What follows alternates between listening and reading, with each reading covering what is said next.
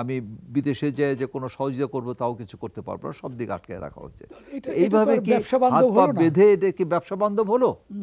তাহলে আপনার দেশকে কিভাবে ডেভেলপ করবেন? জনবান্ধব এটা কিভাবে হলো? আর বড় বড় যারা সমস্ত অনলি 20% যে সমস্ত ব্যক্তিরা বড় বড় লোন নিচ্ছে তাদের এখানে রিকভারি হার সবচাইতে কম। ফজলুল হক ভাই, হাতে সময় নেই, আলোচনা শেষ করতে চাই। আপনাকে অসংখ্য ধন্যবাদ। খন্দকার রুহুল আমিন, সিআইপি। আমরা আলোচনা শেষ করব, শেষ দিকে চলে এসেছি। কর্মসংস্থানের কথা উল্লেখ করেছেন বদিউর রহমান, যে কর্মসংস্থান বাড়ানো এবং সামনের দিনে বিশেষ করে যারা নিম্ন আয়ের তাদের জন্য সামাজিক নিরাপত্তা বেষ্টনীও বাড়াতে হবে।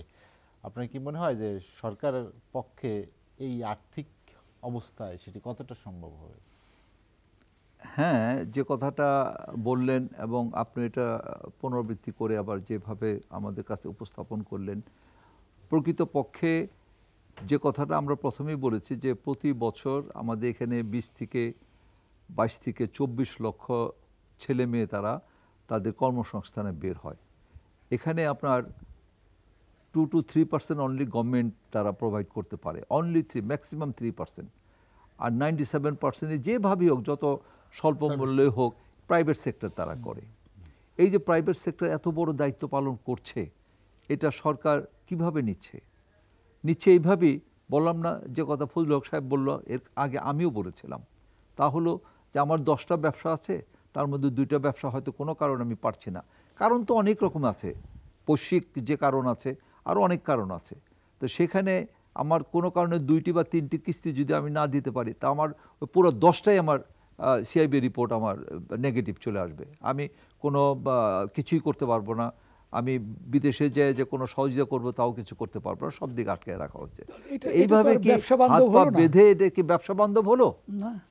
প্রকৃতপক্ষে আপনার যারা টাকা নেওয়ার তারা তো কত, আপনার একজনই যদি 10,000 কোটি টাকা নিয়ে যায়, বড় ব্যবসায়ী সে আপনার একাই আপনার 30,000 কোটি টাকা নিয়ে গেছে, তারপরে তার উপরে বলা হয়েছে যে তাকে আপনার দুদকে বা অন্য জায়গায় হিসাব দেওয়ার জন্য, সেখানে উচ্চ আদালতে এটা স্থগিত করা হয়েছে যে তার বিরুদ্ধে কিছু বলা যাবে না।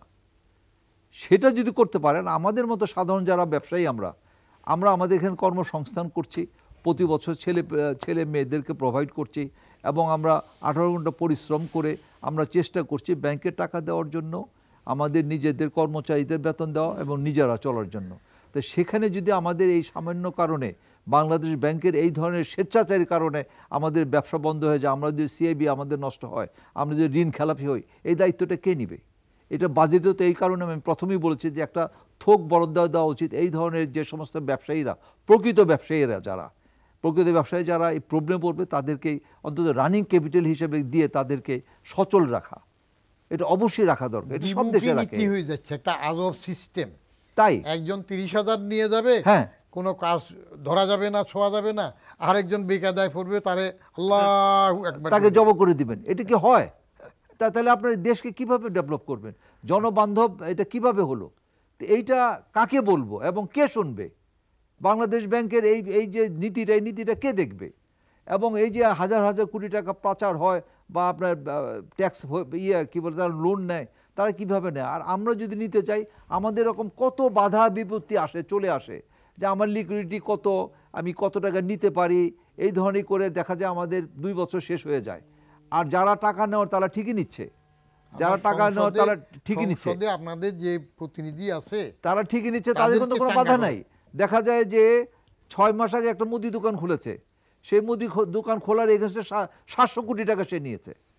6 মাসে আগে তার ট্রেড লাইসেন্স হলো মুদি দোকানের, সে 700 কোটি টাকা নিল।